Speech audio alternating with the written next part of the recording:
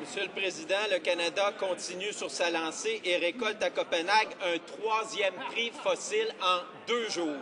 Le groupe Parapluie, dont le Canada fait partie, demande que la technologie du stockage du carbone soit reconnue comme mécanisme de développement propre. Comment ce gouvernement peut-il avoir le culot, Monsieur le Président, d'exiger quoi que ce soit quand on sait que parmi les pays industrialisés, le Canada est le pays qui a les cibles de réduction de GES les moins ambitieuses? L'honorable secrétaire mondial du ministre de l'Environnement. Monsieur le Président, le député se trompe. Notre plan est clair, une réduction de 20 d'ici 2020. C'est une cible quasi identique à celle annoncée par les États-Unis. Notre premier ministre et le président Obama se rendront au sommet international à Copenhague. Le Canada veut une entente. C'est dans notre intérêt d'avoir une nouvelle entente. Nous sommes prêts à accepter notre juste part de responsabilité au terme d'une nouvelle entente internationale contraignante sur les changements climatiques. Pourquoi le député n'appuie-t-il pas des cibles réalistes?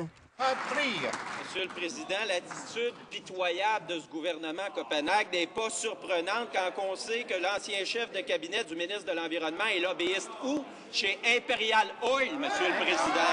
D'autre part, on sait que les pays en développement devront s'adapter au réchauffement climatique. Est-ce que le gouvernement entend encore une fois quitter la table lorsque la facture arrivera ou compte-t-il faire sa part pour permettre à ces pays de s'adapter aux conséquences des changements climatiques?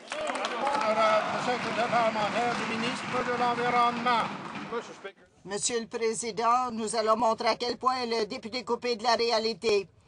Le secrétaire exécutif de la Convention cadre des Nations unies sur les changements climatiques, Igor Devore, a dit « Je crois que le Canada négocie de façon constructive. C'est une procédure harmonisée avec des cibles réalistes et c'est un gouvernement qui est décidé à agir pour l'environnement. C'est ce que nous avons dans ce premier ministre et dans ce gouvernement, un engagement à agir sur les changements climatiques. »